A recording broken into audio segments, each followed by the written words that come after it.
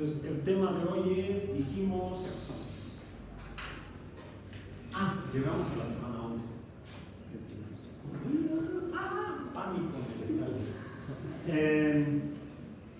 Y a la última semana del curso de Introducción a la Astrobiología. O sea, una introducción a los principios ante preso infrabásicos de la astrobiología. La intención de este curso es poner al alcance de los interesados un panorama general básico, muy elemental, de lo que se requiere para introducirse, iniciarse y profundizar posteriormente al estudio o la investigación astrobiológica. Es un primer paso, un pequeño paso para ustedes, pero un gran salto para la UAM, ¿sí? Porque es un curso que esta es la tercera vez que se da. La primera vez fue hace 4 años, a solicitud de compañeros de ustedes, interesados compañeros de ustedes de la División de Ciencias Biológicas, interesados en ir más allá de la biosfera terrestre.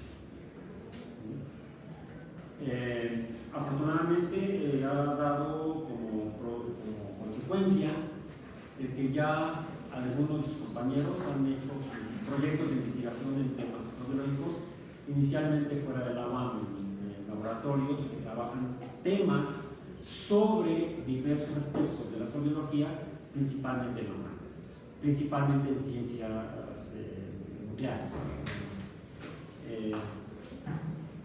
Principalmente con la doctora Sousa,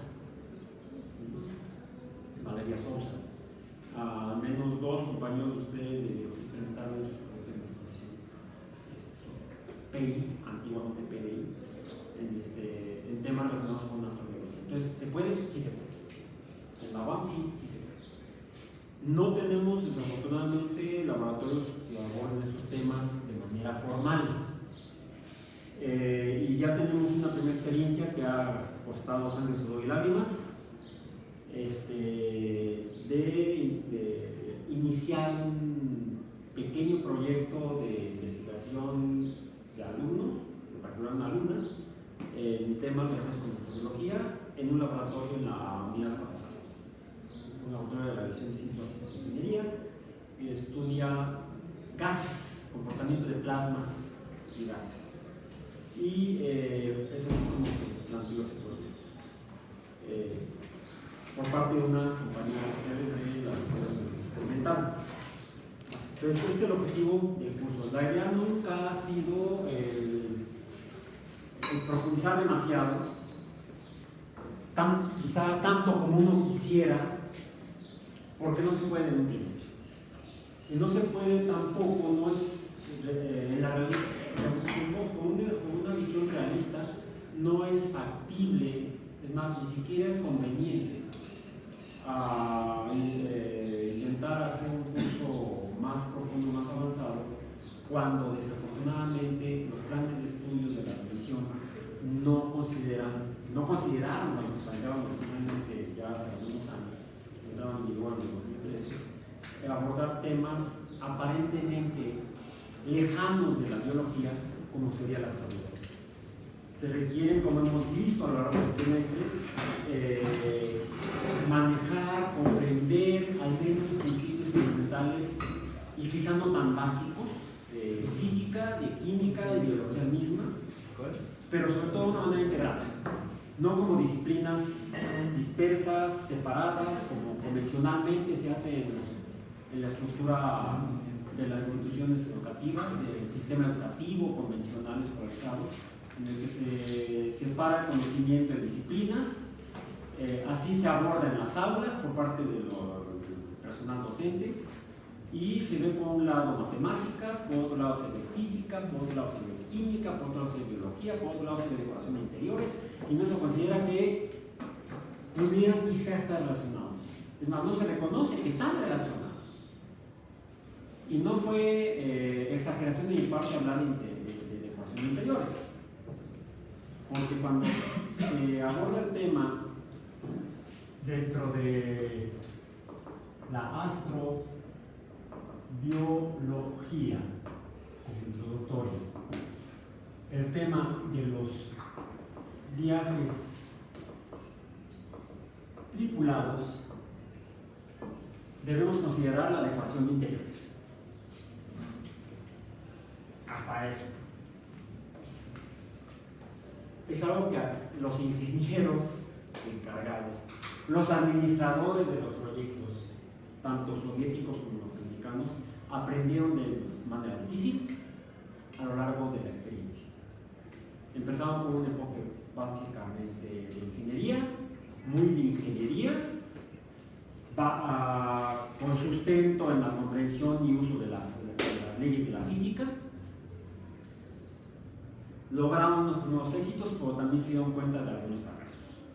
O de cuestiones que no habían considerado que eran importantes y que después se dieron cuenta que habían sido errores de omisión de su parte y que quizás hasta pusieron en riesgo la integridad de las personas involucradas, en particular los viajeros espaciales, llamados cosmonautas por los soviéticos y astronautas por los norteamericanos, taikonautas por los chinos.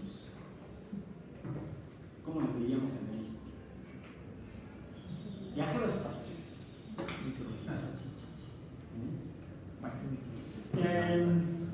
El viajar más allá de la atmósfera terrestre, despegarse del suelo, ir a las estrellas, quizá no es ninguna idea reciente. ¿Cuándo creen ustedes, suponen, imaginan que las primeras personas consideraron ir allá arriba? No me refiero al tercer piso, como estamos en el tercer piso, a la azotea del edificio, al laboratorio de energía fotovoltaica que está en la azotea del edificio. No, ir a las estrellas, ¿sí? Ir a los cielos.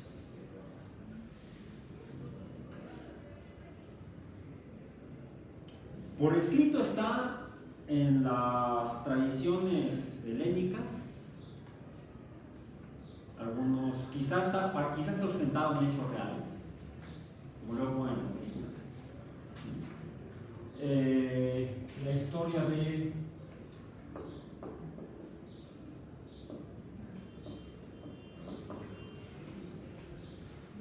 Ícaro y su padre Dédalo.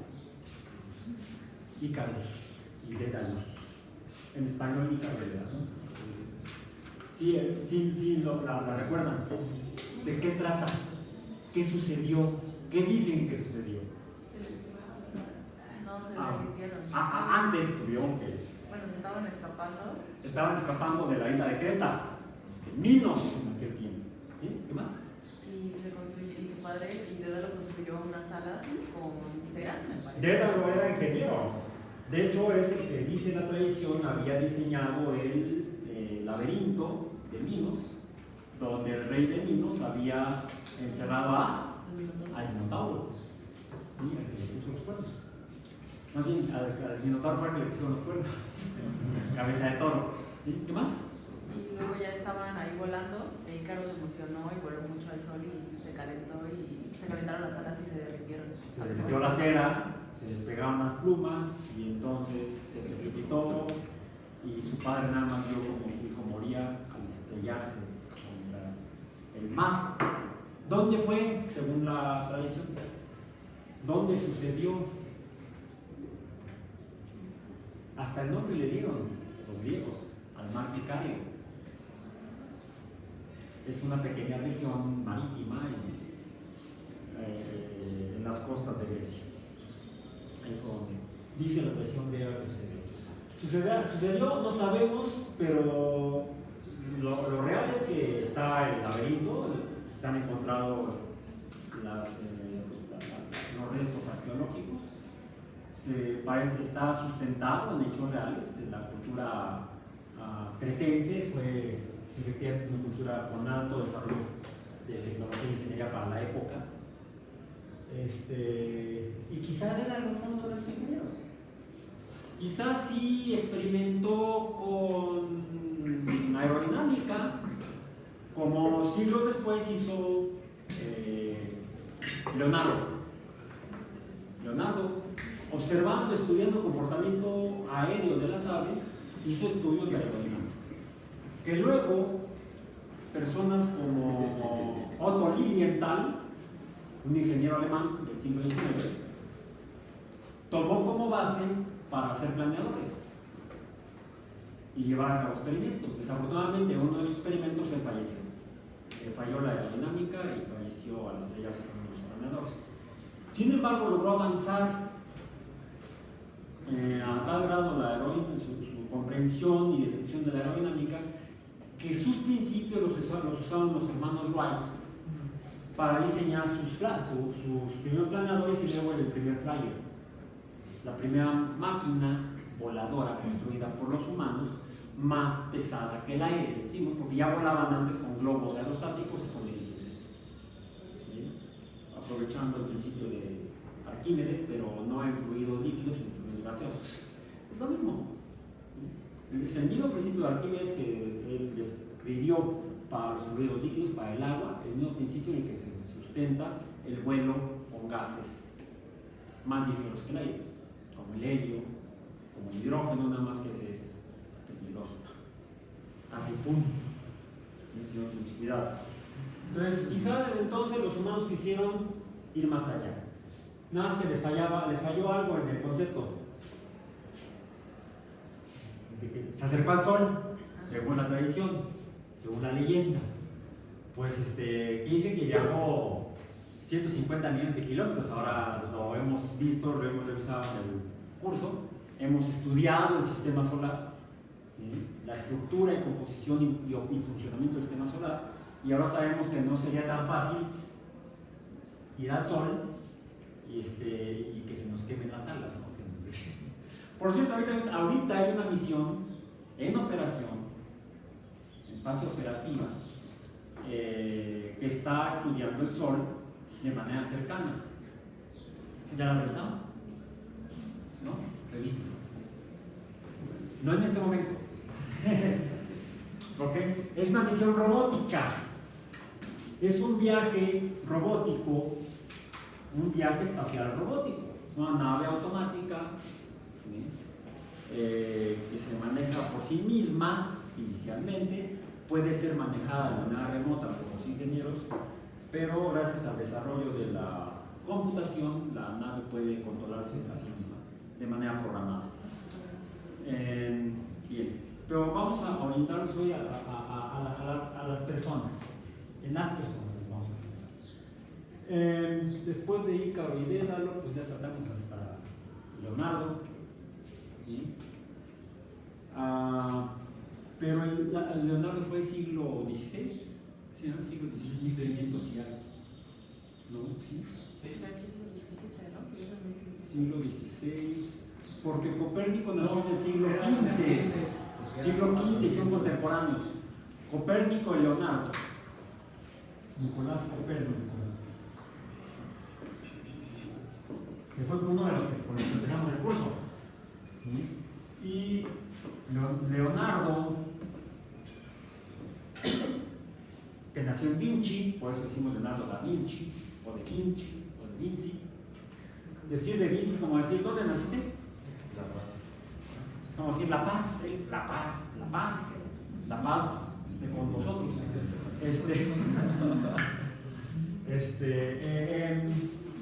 Pues no, mejor te decimos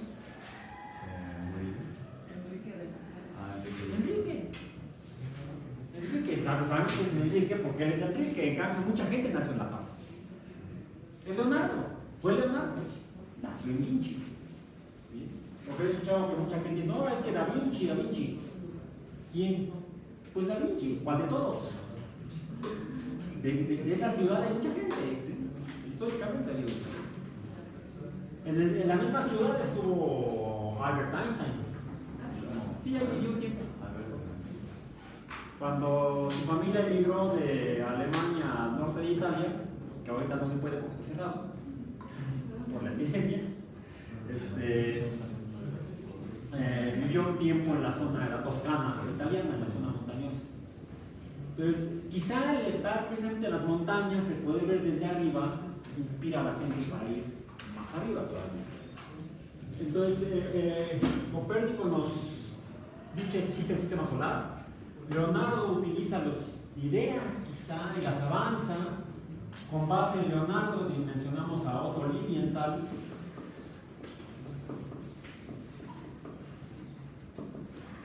Alemán. Y con base en Otto Lilienthal, los hermanos White.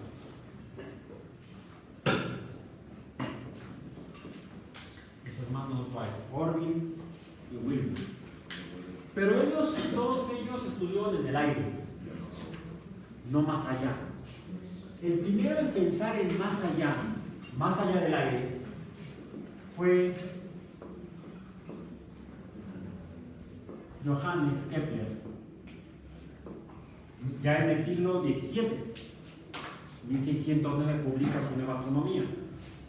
Ya la mencionamos incluso como el principio, en el cual comprendió que Copérnico tenía razón en el sentido de que esas estrellas errantes se mueven alrededor del Sol, pero corrigió a Copérnico al descubrir con base en las observaciones de Tycho Brahe que las órbitas de los planetas no son circulares con el Sol en el centro del círculo, sino que son como elípticas, y el centro de gravitación, de orbitación, ¿dónde está? No está en el centro, está en los focos. Bueno, en uno de los focos. En uno de los focos de la elipse está el objeto que es orbitado, en este caso, el Sol.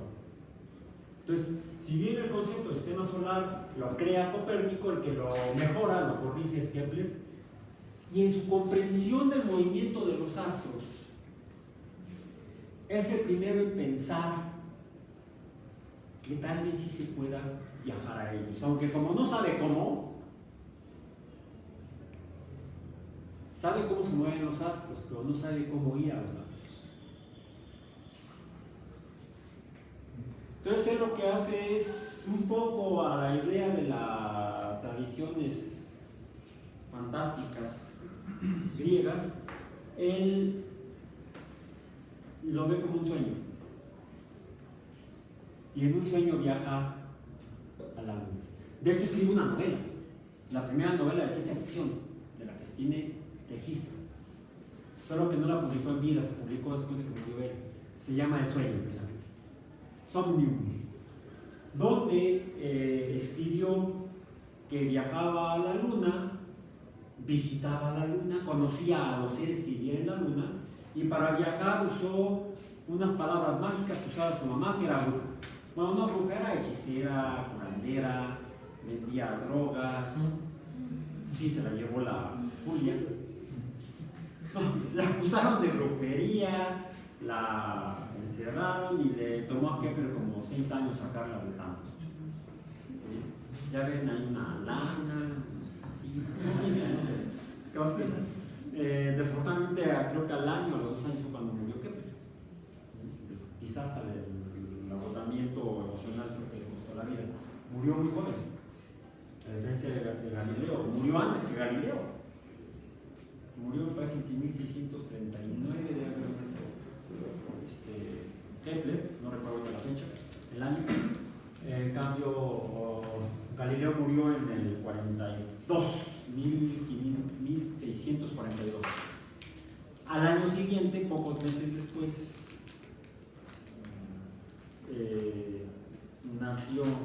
pocos meses después nació quien nos dijo cómo podemos viajar a las estrellas. Gracias a la segunda ley de Kepler, pudo comprender, desarrollando la matemática necesaria para poder, ahora sí, viajar a las estrellas, quizás las personas. ¿Quién fue? Bueno,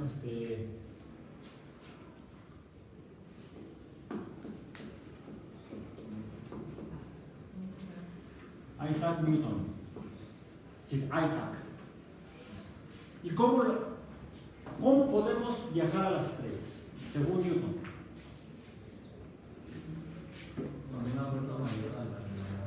Bueno, primero dice, comprende que los planetas se mueven en órbitas elípticas estando el Sol en uno de los focos, y que en la segunda ley de Kepler, la primera ley dice que los planetas se mueven en órbitas elípticas estando el Sol en uno de los focos. La segunda ley, ¿qué es lo que dice? ¿Recuerdan? Que recorren áreas iguales en tiempos iguales. Al revés, bueno, sí. Está la elipse, la voy a dibujar así, intencionalmente, muy elíptica. Está el Sol aquí y recorre áreas iguales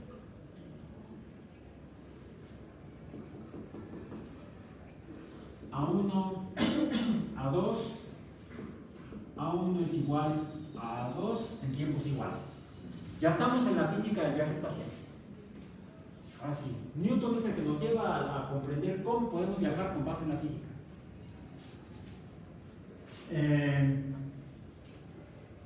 Y pudo resolver este problema que no resolvió don Johannes. La magnitud de aquí a acá,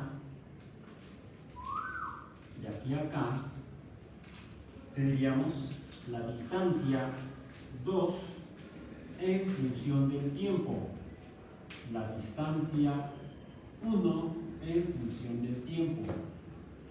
La distancia 1 en función del tiempo es menor que la distancia 2 en función del tiempo. Recorren áreas iguales en tiempos iguales. Ah, por cierto, en función del tiempo. Las áreas son iguales, por las distancias no. La magnitud de esta longitud es mayor que la magnitud de esta longitud. ¿Cómo se llama esta variable? Velocidad. En física es un vector. Entonces, la velocidad será la velocidad 1, la velocidad 2. La velocidad 1 es menor que la velocidad 2. Si la velocidad cambia, ¿qué cantidad está ahí? La aceleración. Si la velocidad cambia, quiere decir que la velocidad no es uniforme, sino que es un movimiento acelerado. Cuando el planeta se acerca al Sol, aquí está más lejos del Sol, es la distancia al Sol. Aquí la distancia al Sol es esta, que es menor. Esta se llama, la distancia más corta al Sol, ¿cómo se llama? Perihelio. Lo pasamos hace 2 meses, en enero. Por ahí el 6 de enero más o menos, el 5 o 6 de enero.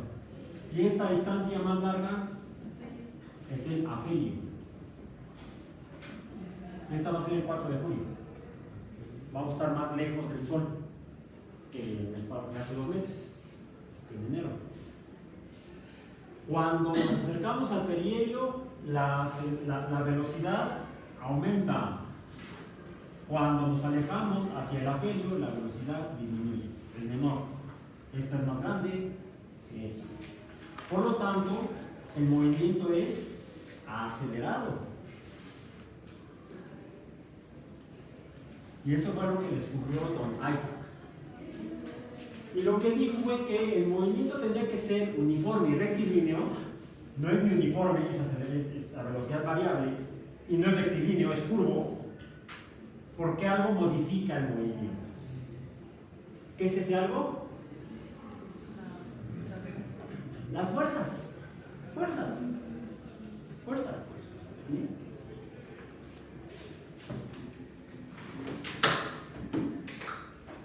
Veo aquí mi pelota de ping pong. Si la ruedo, se sigue en línea recta hasta que la puerta se atraviesa. Debería seguirse, pero la puerta modificó su trayectoria. ¿Sí? Si la suelto, se vuelve línea recta. Pero a diferencia del movimiento horizontal, ¿cómo es el movimiento en línea recta vertical? Va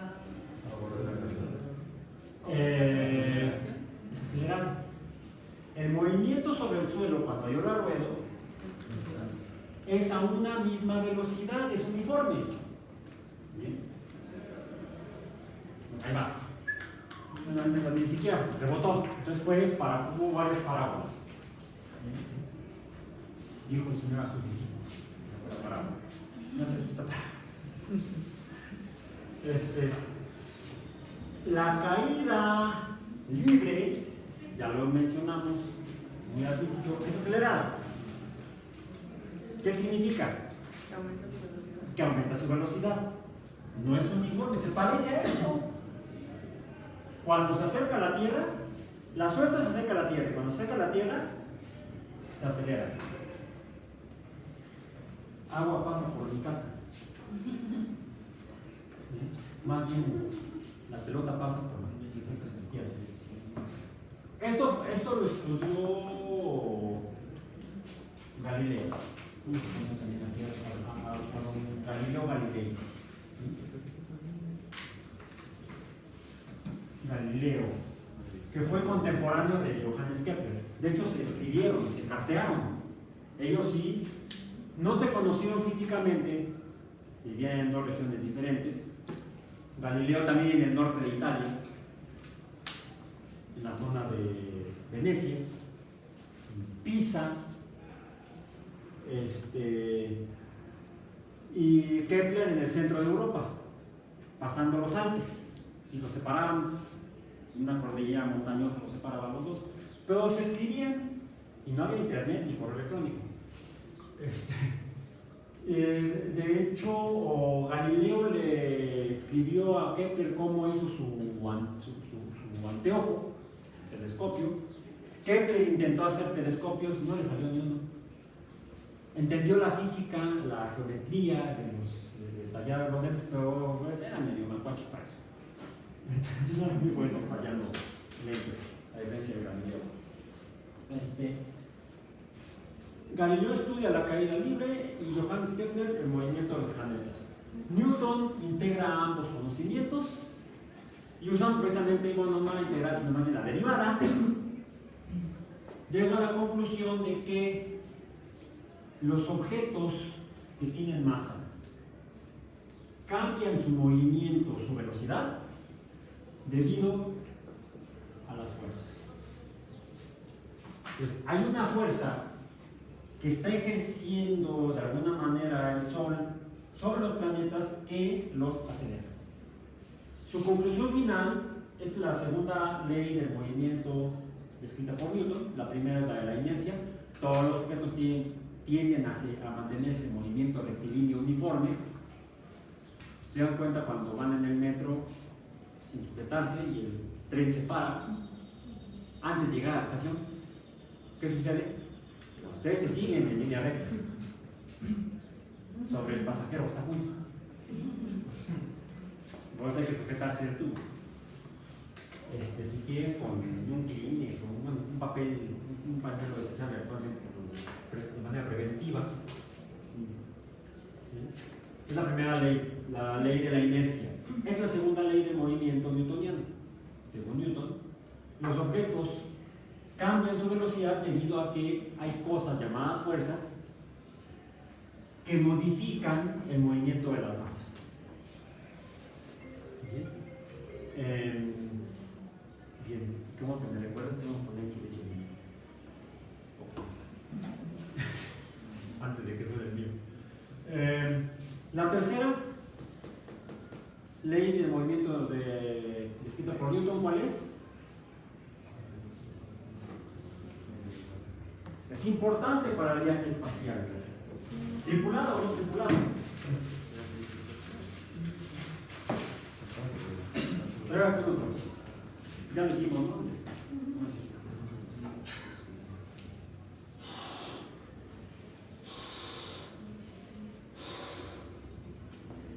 Si abro la boquilla, el aire sale para allá. ¿Ok?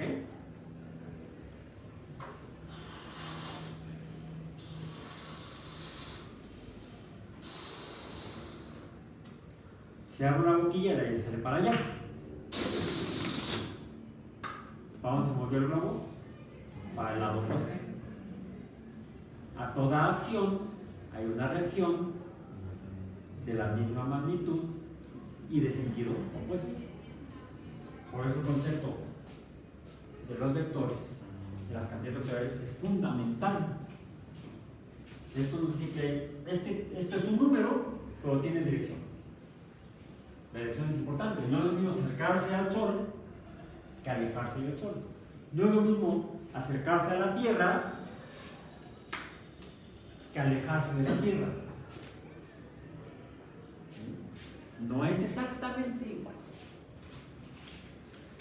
De aquí, finalmente Newton llega a su cuarta ley del movimiento. ¿Por qué pelan los ojos? ¿No? Porque en los libros de física vienen tres leyes, ¿no? La primera ley de Newton, la ley de la inercia. La segunda ley de Newton, la ley de las fuerzas. La tercera ley de Newton, la ley de acción-reacción. Y la cuarta ley de Newton, no, esa no la vi.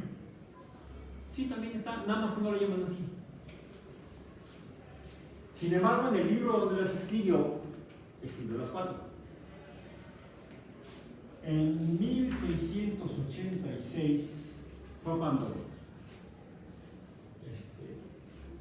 salió finalmente el libro, aunque aparentemente la idea la desarrolló en 1666. ¿Qué edad tenía Newton? 23 años.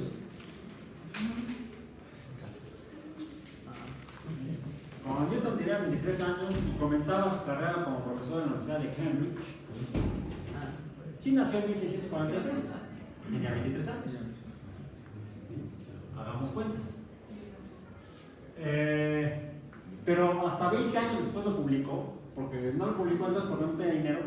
Es más, seguía sin dinero, pero fue un amigo de él, Sir Edmund Halley, quien le financió la edición de los principios matemáticos de la filosofía natural. ¿No puede haberle puesto un título más corto? Sí. Física. Bueno.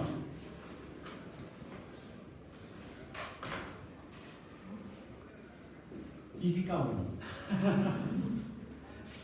Algunos dicen que es el texto fundador de la física. Algunos decimos que no. Bueno, quizá el texto fundador de la física sería las revoluciones de Copérnico, porque finalmente Newton lo que hizo fue en este texto resolver los huecos existentes en las revoluciones de Copérnico. El primer tapón lo hace Kepler en su Nueva Astronomía de 1609, cuando corrige a Copérnico, afirmando, corrige en el sentido de que las órbitas no son circulares, sino son elípticas, y el Sol no está en el centro, sino en una de las fotos, por ejemplo. Y se avienta todo un rollote más. El siguiente tapón lo hace Newton en los Filosofías Naturales, Principia Matemática, en latín, donde describe cómo se mueven las cosas, y en particular a él lo que le interesaba es cómo se mueven los planetas alrededor del Sol. Y no solamente los planetas, también los cometas. Los objetos que giran alrededor del Sol, lo que podemos ver que están en el cielo, como los veían en Caroidedalos, si realmente existieron. Sí, porque por ejemplo, gracias a Newton, Edmund Halley pudo descubrir que los cometas orbitan de manera elíptica en periodos más largos, algunos más cortos, de manera regular, igual que los planetas alrededor del Sol. Fue el primero en descubrir que había un cometa que regresaba tenía una órbita de 76 años, aproximadamente, 76 años. Y que cada 76 años se veía en el cielo. Lo predijo con base en la física de Newton, Desafortunadamente, Halley no pudo vivir para confirmar con sus propios ojos su hipótesis de que ese cometa regresaría para tales fechas, tal año, sería visible, sino que después de su muerte pudieron confirmar que la hipótesis de Halley era cierta. Y así fue, por ejemplo, que en 1910 la humanidad se asustó porque decían, es que el cometa Halley va a chocar con la Tierra. No. La Tierra pasó a través de la cola del cometa Halley. Dicen que se ve increíble. Es cuando las discusiones correspondientes lo han descrito más grande y más brillante en la historia. Por eso en 1986, los que ya vivíamos entonces, ya va a venir el cometa Halley, ya va a llegar, se va a ver increíble. ¡Ay, este puntito de luz! Fue una decepción. ¿Bien? En fin. Pero se confirmó la hipótesis de Halley. ¿No? Ya no es hipótesis, teoría. De hecho, por eso lleva su nombre. Se le llama el cometa de Halley. No porque lo haya descubierto él, sino porque él lo describió como un solo cuerpo astronómico orbitando alrededor del Sol en los periodos elípticos muy excéntricos de 76 años.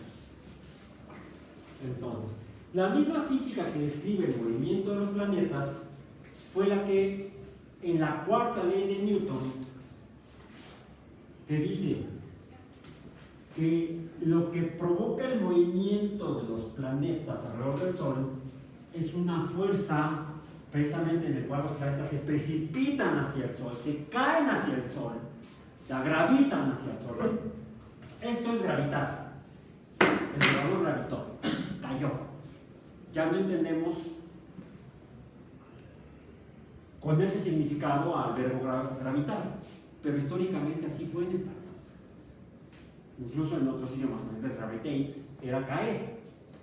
Cuando alguien se caía decían que gravitaba. Actualmente entendemos o asumimos como significado de gravitar esto, orbitar. Los planetas caen hacia el Sol porque hay una fuerza a la que llamamos fuerza de gravitación o fuerza de gravedad, F su índice G mayúscula, que es proporcional a la masa del Sol multiplicada por la masa del planeta dividida entre el cuadrado de la distancia que los separa. Usamos R, porque se refiere al radio del centro de gravedad. El radio al centro de gravedad o centro de masa de los objetos. Multiplicado por una constante, G. Si no será nada más una proporcionalidad. De hecho, Newton nunca llegó a esta G.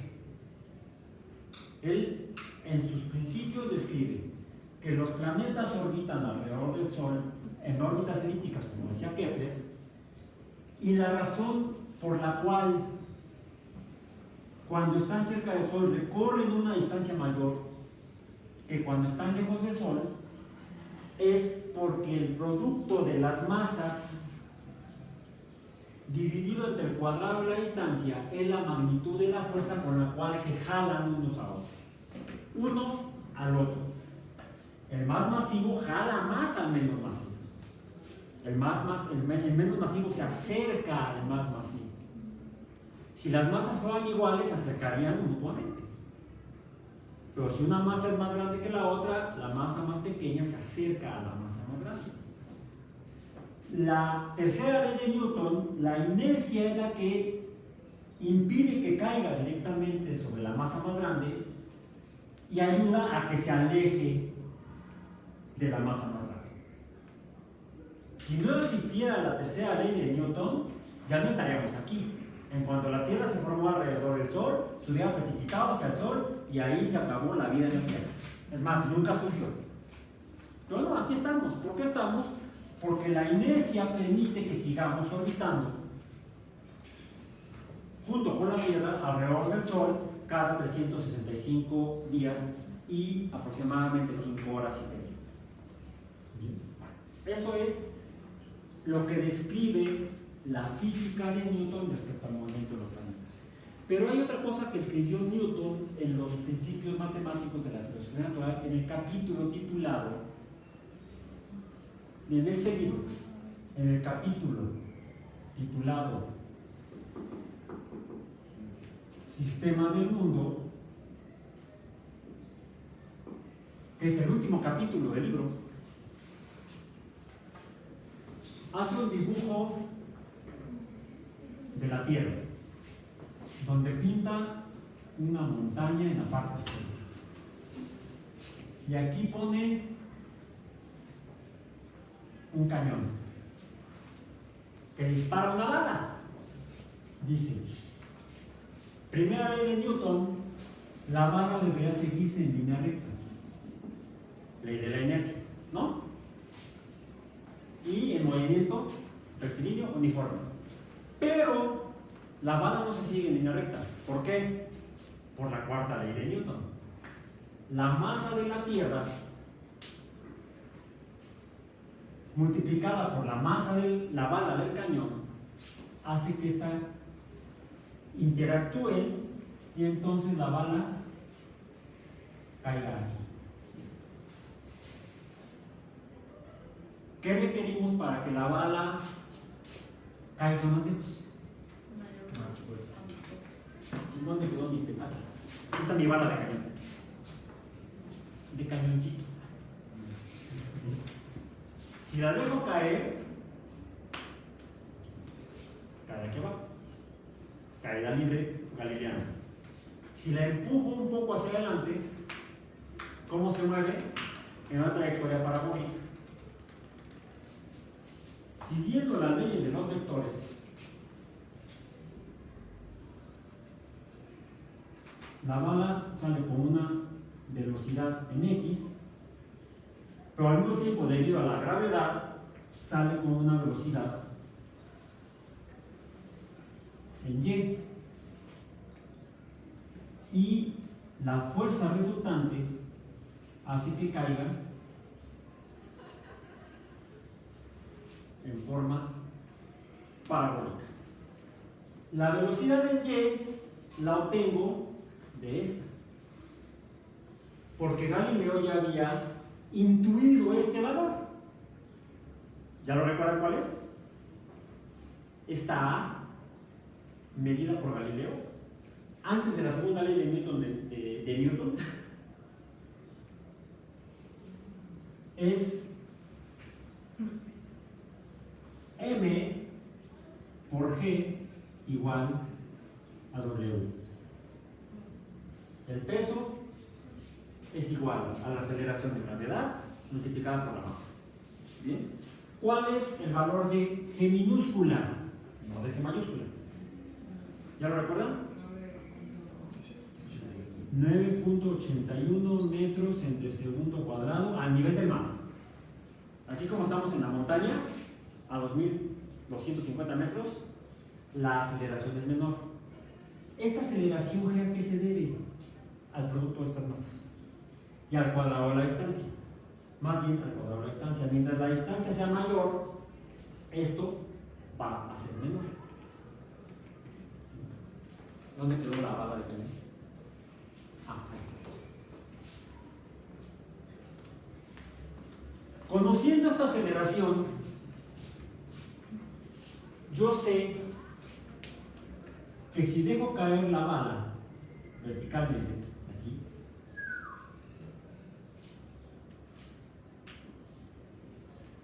en un segundo recorre una distancia vertical de 5 metros.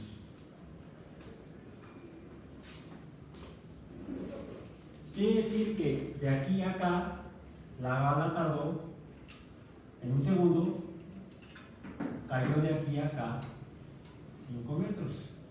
¿Cuál es la distancia horizontal que recorrió?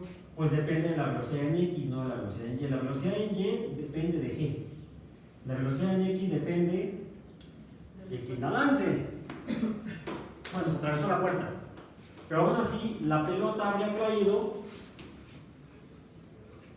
acá. Si la lanzo más fuerte, la pelota caería acá. Si la lanzo con una fuerza mayor, la pelota caería acá. ¿De qué magnitud tiene que ser la fuerza horizontal para que alcance la velocidad con la cual la pelota regrese aquí? Y es más, quito el cañón para que se siga. ¿Tiene que ser mayor a G? Tiene que ser mayor que esto. La velocidad, la distancia que debo, la velocidad que debo alcanzar aquí en X debe ser al menos de 8.000 metros, 8 kilómetros en un segundo.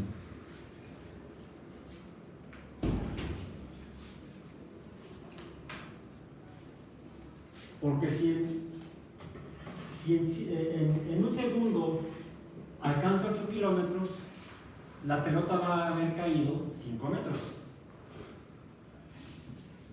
Pero eso coincide con la curvatura de la Tierra. Y entonces ya no va a caer. He alcanzado la velocidad de escape no, todavía no. La velocidad orbital. La velocidad orbital. Pero sin aire. Sin aire. Sí, es el problema de esta pelota. A ver, si la suelto, cae vertical en caída libre. Pero si la suelto, ¿cómo cayó?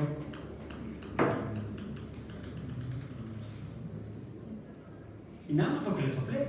Bueno, por eso traje esta, porque es la de ping-pong. Si traigo la pelota de golf, por más que le sople, sigue cayendo vertical. No soplo más. Nunca he soplado más. Y esta edad menos. Ok. El problema es que hay otras fuerzas que modifican el movimiento, como la fuerza de arrastre o fricción con el aire. ¿Sí? Algo que estudió Leonardo, Leo Lilienthal, los Leos de Resman White.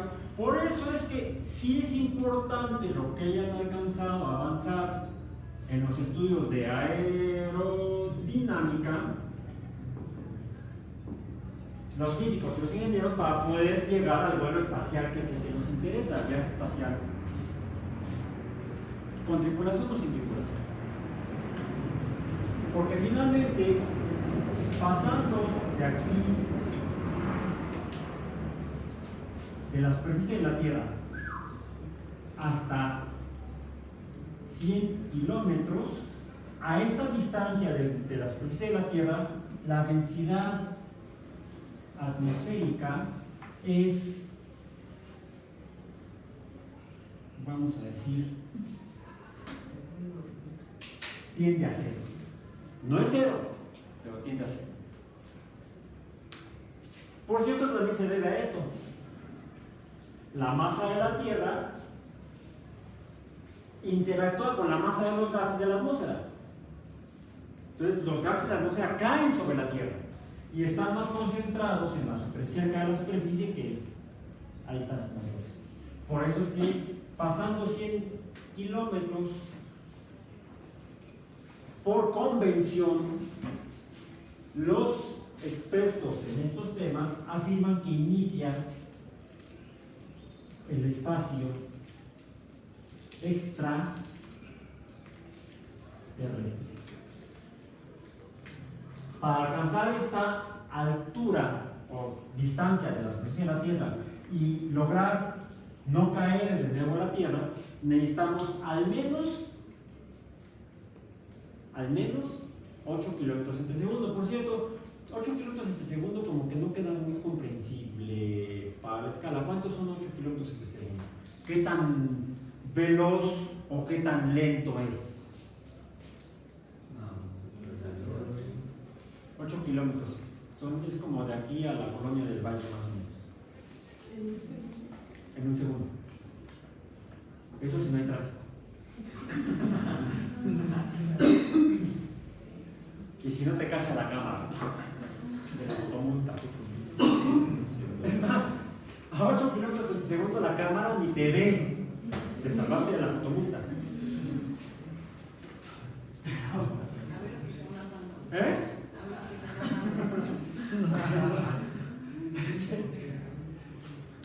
¿Cuánto es? La gente no se suele manejar en la vida cotidiana en kilómetros entre segundo. Además que no los alcanzan. Si los pudiéramos alcanzar, ¿qué nos da más idea de qué tan rápida es esta velocidad? No la unidad de tiempo segundo, sino el múltiplo de la unidad de tiempo segundo, que son las horas. ¿Cuántos segundos hay en una hora? 3600. Lo que tenemos que hacer es multiplicar esta cantidad, 8 kilómetros, por 3600. 28.880. Esto es igual a 28.880 kilómetros en una hora. kilómetros, no metros, kilómetros en una hora. H, no H, es H. Ahora, la órbita, bueno, la órbita no. La circunferencia de la Tierra, ¿qué magnitud tiene? Ya la mencionamos al principio del curso. ¿Cuánto es? 40.000 kilómetros, aproximadamente, unos poquitos kilómetros más. ¿En cuánto tiempo daría la vuelta un objeto viajando en trayectoria circular alrededor de la Tierra a 28.000 kilómetros entre hora? Yo veo como hora y pico. Entre 1 y 2 horas, vamos a decir. ¿Cuánto da? Son 40.000. Sí, menos de 2 horas. Menos de Una 2 horas. hora 40. 1 hora 40. 1 hora y media aproximadamente. Porque en realidad van más rápido que esto. Los objetos que están en órbita cerca de la Tierra, al menos a 100 kilómetros por hora, a 100 kilómetros de altura, perdón. De hecho, lo que se procura es que los objetos que estén en órbita de la Tierra estén por lo menos a 200 kilómetros. Se diría mucho. Lo que se llama órbita baja. Ahí empieza. Y la órbita baja termina, para los expertos, como en los 800 kilómetros. Y bueno, algunos incluso todavía dicen todavía a mayor distancia de la Tierra todavía consideran órbita baja. Ya consideran órbita no baja lo que está al orden de 30.000 kilómetros más o menos, que es la distancia que se requiere para que un objeto orbite alrededor de la Tierra, no en 1 hora y media, sino en 24 horas. Si tarda 24 horas en orbitar la Tierra, ¿qué sucede? Pues que tú lo ves que está aquí arriba y lo vas a ver todo el tiempo aquí arriba de ti. Le llaman órbita fija. Y es la que se usa para los satélites de telecomunicaciones. Porque la idea es que esté ahí arriba de ti para que puedas usarlo para comunicarte con los demás. Si no, imagínate, a ver, voy a llamarte con mi teléfono satelital. Ahorita está el satélite aquí arriba. Te marco y el satélite de repente está allá. ¿Qué crees? Ya no. Se cortó la llamada. ¿Sí? Por eso es que los satélites de telecomunicaciones están a más de 30.000 kilómetros de altura, porque es donde coincide el periodo orbital con el periodo de rotación terrestre. ¿Sí? Pero eso no es viajar al espacio, es nada más quedarse ahí. Eso no es un viaje, tampoco es. ¿Qué necesitamos para hacer? Ya tenemos el primer principio. ¿Qué necesitamos? Al menos la velocidad orbital para quedar aquí afuera. Y revisen la primera imagen que les compartí del viaje. Es más, eso antes del no sé si está bien, la primera imagen. Este concepto, ¿cuándo se descubrió o cuándo se describió? 1666, se publicó en 1686, hace 400 años, casi 4 siglos, que sabemos cómo viajar al espacio. Sin embargo, hace apenas 60 años que logramos lanzar cosas al espacio más allá de los 100 kilómetros. Y hace 58 años, van a ser 59 ya, cuando ya son más de 60 años, ¿no? Fue en 1957. En 1957 se lanzó el primer objeto hacia el espacio extraterrestre, que fue el Sputnik. Soviético. ¿Sí? Una esfera de acero que tenía un radio emisor de bits, no bits, porque lo que hacía era pip, pip, pip, pip. Y con tu radio receptor puedes escuchar. No es si los soviéticos comunicaron al mundo, lanzamos el primer satélite, y por cierto, la frecuencia de la emisión es de tantos kilohertz. Entonces, en sus radios de recepción, los radioaficionados podían escuchar al satélite soviético cuando pasaba cerca de ellos. Luego se perdía la señal. Y hora y media después la volvían a escuchar. Se confirmaba. Sí, no fue fake, no fue mentira lo que hicieron los soviéticos. Hubo testigos, hubo gente que verificó que estaba esa cosa orbitando alrededor de todo el mundo. Los aficionados en México en aquella época lo podían escuchar, el bip que hacía el Sputnik. En 1961 se logra el primer viaje de ida y vuelta a la órbita terrestre de una sola vuelta, por parte también de la Unión Soviética, cuando lanzaban en un misil balístico intercontinental a un sujeto, un piloto de pruebas militar soviético, llamado Yuri Gagarin. Lo escribo así y no en cirílico porque no sé cómo se escribe el cirílico. ¿Qué es como escriben los rusos? El ruso. ¿Sí? Yuri Gagarin en 1961 logra el primer viaje humano tripulado, Pero antes de Gagarin, los soviéticos hicieron pruebas para estar seguros de que no se les iba a morir en el camino. Eso lo vamos a revisar el próximo jueves. ¿Cómo lo hacemos para que no se dañe la persona? Aquí estamos meramente en la física. ¿Qué se requería? Una fuerza suficiente para que la masa del cosmonauta y su nave espacial se alejaran de la masa terrestre. Una fuerza mayor que esa. Bueno, ya tenemos la velocidad orbital. La velocidad que necesitamos alcanzar para eso. ¿Qué usamos para esa fuerza? Un globo inflado.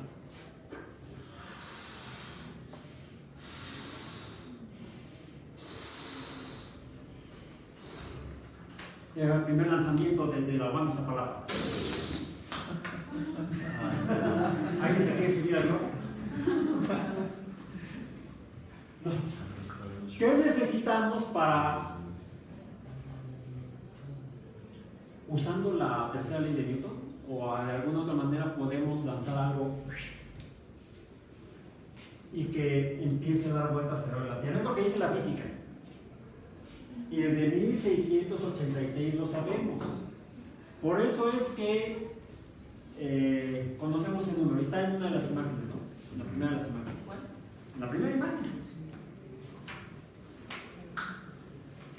¿Qué dato viene en la primera imagen? ¿De la bronce? Sí, les digo, es una presentación que hice en PowerPoint a colación del 50 aniversario del año pasado del descenso de los humanos en la Luna, a bordo de la nave, de la misión, en la misión Apolo 11, a bordo de la nave llamada Águila, Eagle. Antes de llegar a la Luna viajaban en otra nave llamada Columbia. Iban en la Columbia, pero no bajaron con la Columbia a la Luna. Se pasaron de la Columbia a la Eagle para descender a la Luna. Pero antes de llegar allá tenían que salir de aquí. ¿Qué fue lo que hicieron? Ahí está como la línea del tiempo. Es más, está el tiempo. En el tiempo cero despegó el cohete y el primer dato viene ahí como SIECO. No es SIECO, es S1 ECO. Es la primera etapa, S1, apagó sus motores a los 2 minutos con 17 segundos. Primero prendió el motor, bueno, prendió 5 motores y se elevó. Parecía que no se elevaba, lo veíamos en la televisión y parecía que nada más se movía y no subía. Finalmente empezó a elevarse lentamente. Lentamente. Como cargándose a sí mismo el cohete. Porque era un cohete enorme. Más de 110 metros de altura. 110 metros de altura. Y no sé cuántas toneladas de peso. Tenía que levantarse primero a sí mismo el cohete para llevar a 3 monitos que estaban hasta arriba, primero a la órbita terrestre, poco más de 100 metros, 100 kilómetros digo, no 100 metros, 100 kilómetros. Y viene la velocidad la velocidad última que alcanzó esa primera etapa del cohete. ¿Cuál era la velocidad? 1843 metros entre segundo. Multiplícalo por 3.6 para tener la velocidad. Vamos a poner en el vuelo real, en el Saturno 5, la etapa 1 alcanzó una velocidad final de 1000, ¿qué dijimos? 1843 metros entre segundo. ¿Cuánto es en kilómetros entre hora? Multiplica por 3.6, la forma rápida de pasar de metros entre segundo a kilómetros entre hora. 6.634 kilómetros. Nos ahorramos los puntos decimales. Entre hora. ¿Ok? Aún así está muy lejos de esto. Es nada más como el 20%. Menos del 20%, ¿no? 4 por 6, 24. Menos del 20-25% de la velocidad necesaria para alcanzar la velocidad orbital, no velocidad para viajar más allá. Luego inicia ¿qué altura alcanzaron? Ahí viene también, está como H, height. 43 kilómetros, menos de la mitad de la distancia para llegar al espacio exterior. Y fueron 5 motores F1 que son de nota idiotamente grandes. Por ahí les voy a compartir una fotografía de los cohetes. Yo estoy abajo de los motores del Saturno 5 para que comparen el tamaño del cono de escape del motor. Para que encendiera la segunda etapa, la S2 del Saturno 5, que a los 7 minutos con 42 segundos apagó su motor, es lo que significa SO, Engine Cut Off, o sea, apagado el motor, ¿sí? Con una velocidad final de 5.291 metros entre segundo. ¿Cuántos kilómetros entre hora son? Por 3.6, ¿cuánto da? 19.047 kilómetros entre hora. Todavía no llegamos. Nos faltan 9.000 kilómetros entre hora. Y todavía alcanzamos una altura de 176 kilómetros. Ya estamos en el espacio exterior. Pero si no alcanzamos la velocidad orbital, regresamos como la pelota en un vuelo parabólico. ¿Sí? Necesitamos encender a los 7 minutos y 42 segundos se apaga la segunda etapa, que son 5 motores distintos más pequeños, porque ya me alejé al menos a 6 kilómetros de la Tierra, ya estoy más lejos de la Tierra. ya ha disminuido la fuerza de gravedad. ¿Sí? Ya estoy a una R más grande, F, su índice G ya es más pequeño. Y entonces puedo usar motores más pequeños para aumentar mi velocidad, ya que llegué a 5.271 kilómetros, no, 19.000 kilómetros de hora, casi 20, y a, decíamos que, casi 200 kilómetros de la superficie de la Tierra. Y entonces enciendo la tercera etapa, la cual por cierto no sé por qué le llamaban S4. Siguiente a la tercera etapa, pero así le llamaban, S4. ¿Sí? SD4 le llamaban. Que alcanza una velocidad final de 7.697 metros entre segundo. ¿Cuántos kilómetros entre hora son?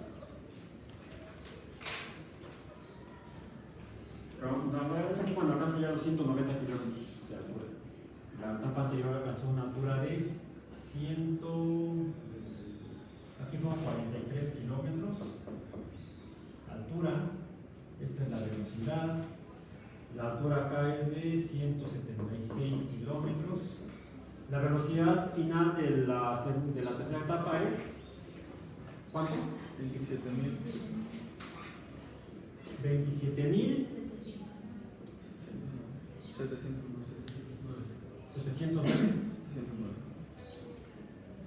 kilómetros entre hora.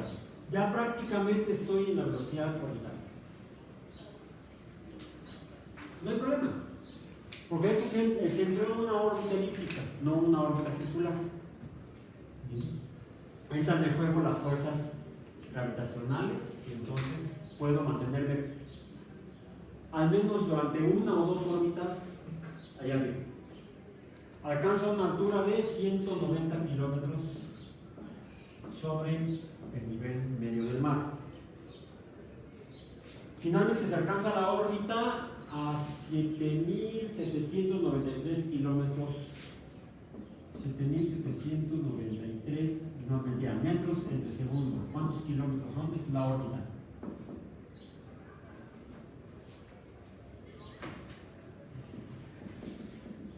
Ya se hace con este mismo motor y ahí va la nave. ¿Cuál es la velocidad en kilómetros? 28.054 kilómetros entre hora. Este es un aproximado, ¿sí? Entonces ya estoy a 28.000 kilómetros entre hora, ya estoy en órbita. Ya no me voy a caer sobre la Tierra. ¿Saben qué? Sí. Porque aún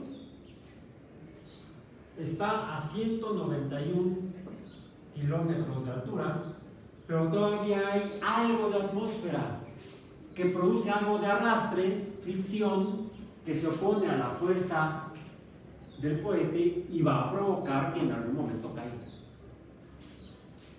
Sí, va a tardar más, pero va a caer. Es lo que pasa con todos los satélites que están en órbita. En algún momento van a caer por la fricción con el aire. Aún a esa baja densidad. Ahí es que por favor cuando vayan por la calle vayan viendo para arriba, no les va a caer en la cabeza. ¿Bien? Ok. Con esto ya alcanzamos y desde entonces, desde 1961 con Gagarin, fue en ese misil balístico que alcanzaban esta misma velocidad y Gagarin estuvo durante una órbita en la Tierra. A la hora y media estaba de nuevo sobre la Unión Soviética, encendió un motor, aplicando la tercera ley de Newton, enfocado más dirigido de manera opuesta para disminuir su velocidad y provocar una caída parabólica. Y entonces descendió sobre la Unión Soviética. Por cierto, antes de llegar a tierra, saltó de la nave, que era una esfera, sale de la nave y termina cayendo a tierra en paracaídas. No aterrizó con su nave, la nave aterrizó por separado, porque no estaban seguros los soviéticos de que el cosmonauta pudiera sobrevivir al impacto de la nave en el suelo, aún con el sistema de paracaídas que tienen diseñado. Finalmente pudieron rescatar la esfera, está en un museo en Moscú, y a Gagarin también lo rescataron, Después murió en un accidente de aviación, en una colisión, haciendo un vuelo de prueba en un avión militar. Está enterrado en Moscú. Pero sobrevivió al primer viaje espacial tripulado el 12 de abril de 1961. Está descrito en este libro. También está descrito en este libro. Aquí están las fechas en la primera parte, en la solapa. Aquí está, podemos ver el Mandelo. ¿Dónde está? 1961. ¿Qué dice? Dice enero 31, Mercurio Redstone, primera prueba de vuelo. No, pero este que está aquí en... ¿En febrero 12? No, abril 12. Ya. Este aquí. Dice Vostok 1, Kurs, primer vuelo espacial tripulado, Yuri Gagarin, una órbita, 1 hora 48 minutos. 1 hora 48 minutos. ¿Cuánto te dio el cálculo? 1 hora 40 decías, ¿no? Ajá. Ahí está. La teoría se confirmó en la práctica. Bien, ¿ok? Newton no se equivocó. ¿No? Hemos usado desde entonces a Newton.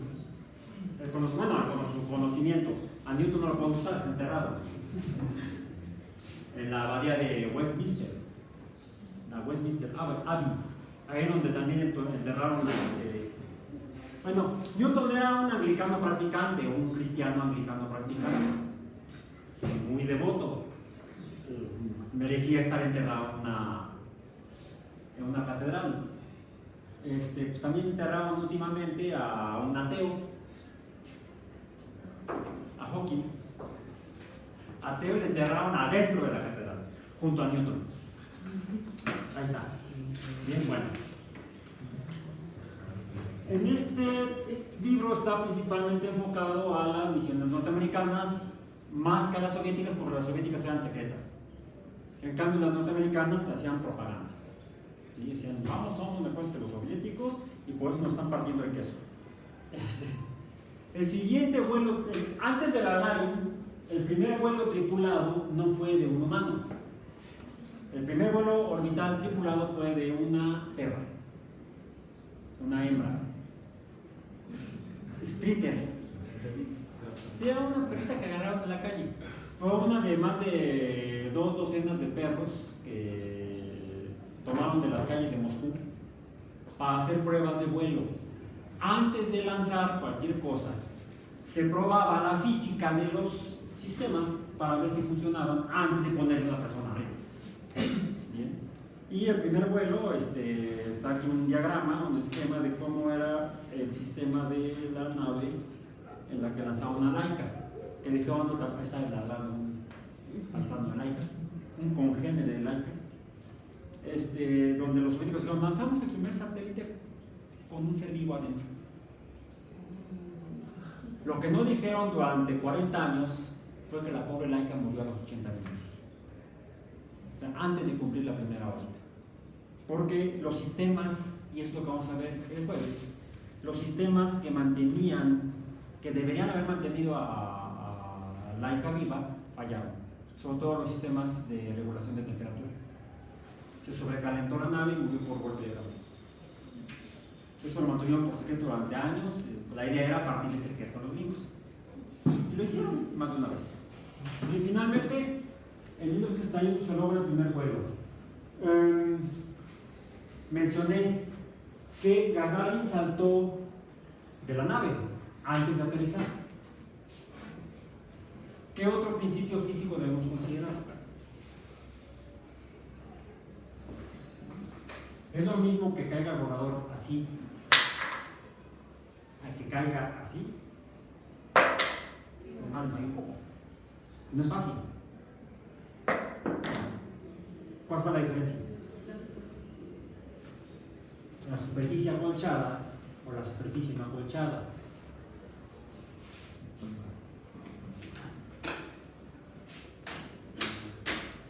Un principio que debemos considerar en el vuelo tripulado, el principio físico, es este. Ay, no pasó, otra vez pasa. Haz que nota que la pelota de béisbol. Cuando tengo la pelota de béisbol la lanzo, golpea y los pulmones saltan. No saltan, se caen. La conservación del momento. el principio de impacto. La física básica es toda la mecánica, pero no solo la mecánica. ¿Qué pasa? Ya dijimos que está la atmósfera. Vean la última imagen de las que les compartí. Finalmente, para llegar a la Luna tenemos que alcanzar la velocidad de escape, no solamente la velocidad orbital. Esa está en la segunda lámina, la velocidad, es más, en la primera. La velocidad de escape es de 6.400. Mentira, no. Déjenme ver.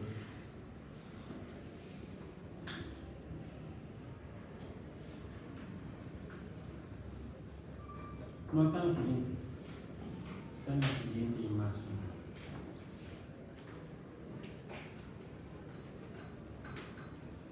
Bueno, eso vamos a ver.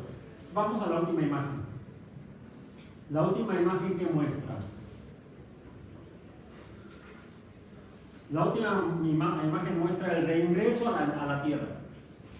El reingreso a la Tierra. ¿Sí? ¿Se fijan cómo es? O sea, no viene la nave de regreso a la Tierra, vamos a decir, viene por acá. ¿Cómo será? Así. No viene y aterriza así. Ah, ya llegué. Ahí está el cohete. Ahí está el cohete aterrizado. Un cohete de los antiguitos, ¿sí? En forma de medio de proyectil. No. Lo que hacen es algo así.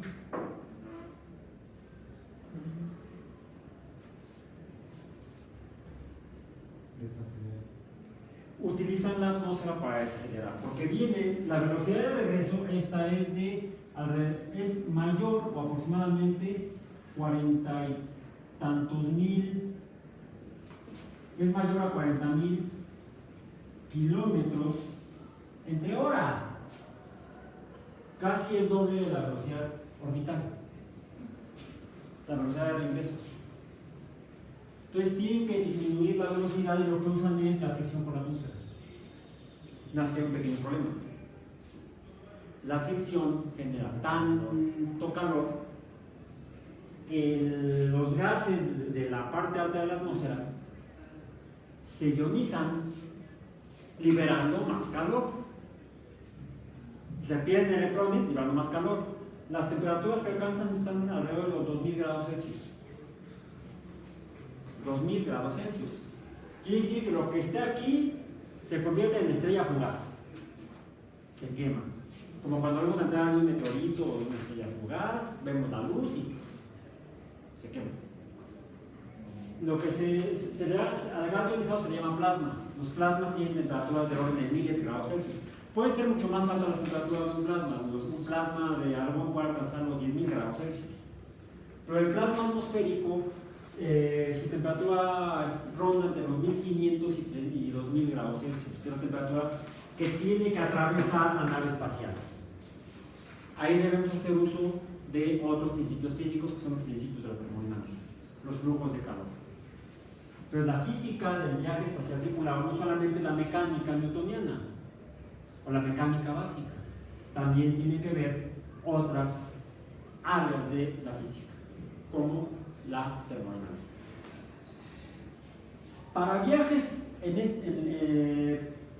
hablando con los pies bien plantados en la Tierra y en la realidad, viajes tripulados, espaciales, que se han planteado como entre estrellas, ya no entre la Tierra y otros planetas o otros cuerpos en el sistema solar, sino entre estrellas, viajes interestelares, se han planteado velocidades mayores necesarias. ¿Por qué? La velocidad más alta alcanzada por humanos en viajes espaciales está en el orden de los 45.000 kilómetros en hora en los viajes a la Luna. No han ido más rápido. ¿A qué distancia está la Luna? Y eso se puede calcular por la física de los principios de Newton, que fue la que usó Julio Verne en su novela Desde la Tierra a la Luna, que esos son los primeros párrafos que les puse como comentarios en Facebook. Ya en el siglo XIX, Julio Verne utilizó la física newtoniana para escribir una novela. Ya no fue la fantasía y los sueños como que. Pueden leer la copia que tenía yo visitada para poder pegar, está en inglés, está en español. También tengo la novela en español, pero no la puedo pegar ahí. Más difícil. Está descrito aquí, en el primer párrafo. En la novela se comunican los que quieren viajar a la Luna con una sociedad astronómica británica para que les haga la matemática, los cálculos. Además son británicos como Newton, ¿no? Ellos deben entender mejor, quizás. Los que quieren viajar a la Luna son gringos, norteamericanos, ex soldados de la guerra de secesión. Y les preguntan, ¿es posible viajar a la Luna? Y le responden del Observatorio Astronómico británico, dicen sí. Las preguntas que han planteado tienen estas respuestas. No, la primera pregunta, ¿es posible transmitir un proyectil a la Luna? ¿Cuál es la distancia exacta que separa la Tierra de su satélite? 3. ¿Cuál será el periodo de tránsito del proyectil cuando alcance suficiente velocidad inicial? Y en consecuencia, ¿en qué momento habrá que dispararlo para que llegue a la Luna en una posición, en un momento específico? 4. ¿Cuál es el próximo momento en que la Luna debe estar presente para lanzar el cohete, para que el proyectil alcance? 5. ¿En qué les preguntan? Y les hacen varias preguntas en términos de, la Luna no está fija, se está moviendo. Si yo quiero con este cohete alcanzar la Luna, si yo veo la Luna aquí, ¿debo lanzar el cohete para allá? No, porque la Luna se está moviendo. Entonces, ¿a dónde tengo que apuntar el cohete? ¿Dónde va a estar? A donde va a estar la Luna, en el tiempo que llegue, dependiendo de la velocidad a la que viaje el cohete. Por cierto, ya utilizando la física newtoniana, Julio Verne, que no era físico, lo calculó. Y están las respuestas que en su novela le envían los astrónomos británicos a los norteamericanos. La respuesta está más abajo, en el mismo párrafo. Dice, la primera pregunta, sí, es posible enviarlo, y dice, con una velocidad inicial de 1200 yardas por segundo. Está escrito en inglés. Dice, 200 yards per second. En español físico mexicano tiene que ser 1200 yardas entre segundo. Hagan el cálculo. ¿Cuál es esa velocidad? Una yarda son 91 centímetros en números redondos. Quiere decir que sean 1200 por punto 91 para tenerlo en metros.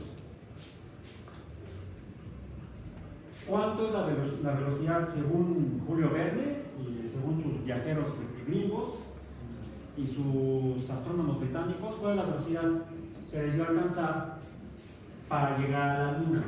La velocidad de escape sería la velocidad de escape. ¿Cuánto es?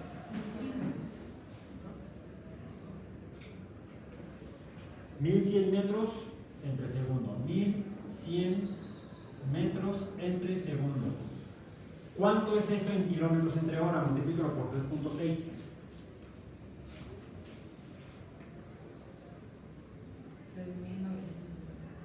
3.960 kilómetros entre hora. ¿Esta dónde la tenemos? La idea sería llegar más o menos a esto, según ellos. Sin embargo, dicen que sería este lanzamiento, sería inicial para probar, empezar a probar, dicen. A lo largo de la novela van avanzando más cálculos los astrónomos y los cañoneros norteamericanos. ¿Ya leyeron la novela? No leanla. Es física pura. No, también tiene química. Eso lo vamos a terminar. Luego dice, ¿a qué distancia está la Luna? Léanlo. En su apogeo la Luna está a 247.552 millas. Y en su perigeo 218.657 millas. La diferencia son 28.895 millas. ¿Cuál sería la distancia, digamos, a una distancia media en millas? Serían 230.000 aproximadamente. ¿Cuántos son 230.000 millas? 230.000 millas. ¿Cuánto es el metro? En kilómetros, por ejemplo. Son multiplicado por 3 por 1.609. No, 300. 370.000. ¿Cuánto? 370.070 kilómetros. Esta es la distancia a la Luna. No está muy errado. Bien. Aquí, en el siguiente párrafo que compartí en otro comentario, dice: el disparo finalmente debería tener una velocidad inicial de 12.000 yardas por segundo. No alcanzamos la velocidad de escape aquí. ¿Cuál es la velocidad de escape real según Julio Verne? 12.000 yardas entre segundo. ¿Cuánto es esto en metros entre segundo? Multiplícalo por 0.91.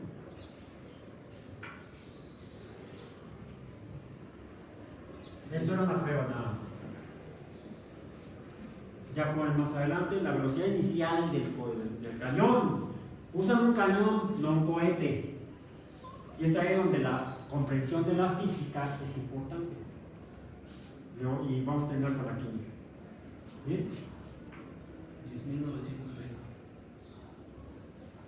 10.920 metros entre segundo. ¿Cuánto es en kilómetros entre hora? Por 3.6.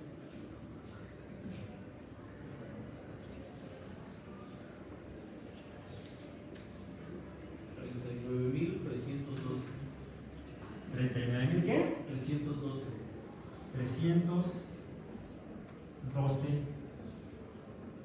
kilómetros entre hora.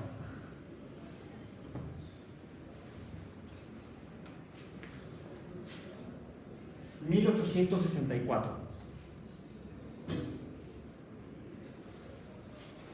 ¿Sabían cómo ir a la Luna? En la parte física.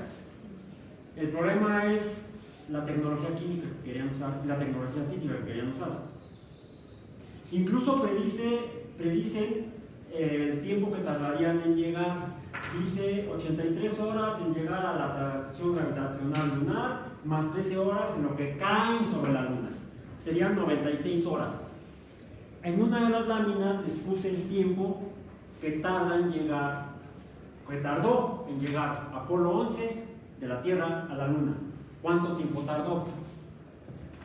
Ellos decían 83 más 13 serían 96 horas. En 96 horas de viaje. ¿Cuánto tardó Apolo 11? Está en la lámina, en la segunda lámina. Está a la derecha donde dice LOI 2. Lunar Orbit 2. De hecho, la segunda órbita, porque primero entraron en órbita elíptica y luego corrigieron para entrar en una órbita, para estar en una órbita circular. ¿Cuánto tiempo tardaron a estar en órbita circular? 80 horas. En la realidad fueron 80 horas para estabilizarse en órbita. Ya después descendieron y todo lo demás. Tardaron como 96 horas en llegar y poner el pie en la Luna.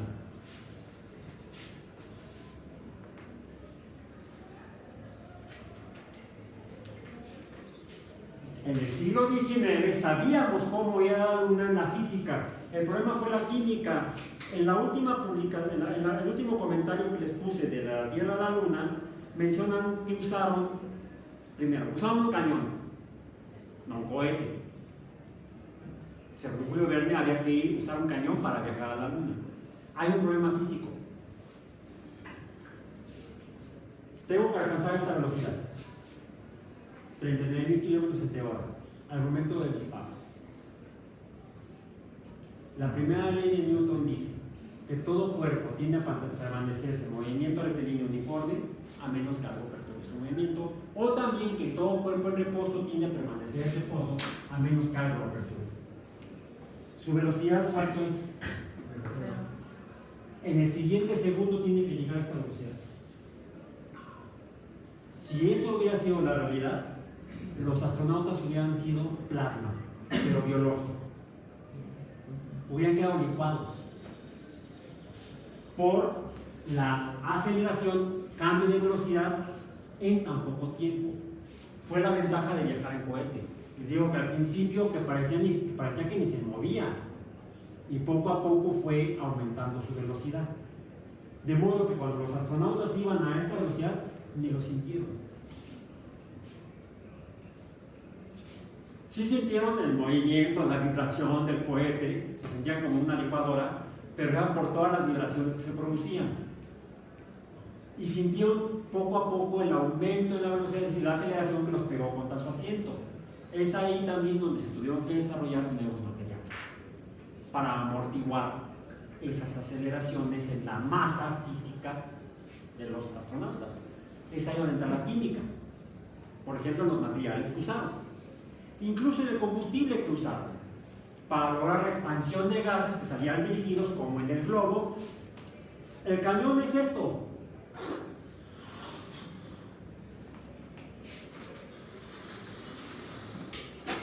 Esto es un cañón. Bueno, medio chafa. ¿Qué pasa si en lugar de dejar nada más salir el aire, como el cañón, suelto el cañón, tengo un cohete?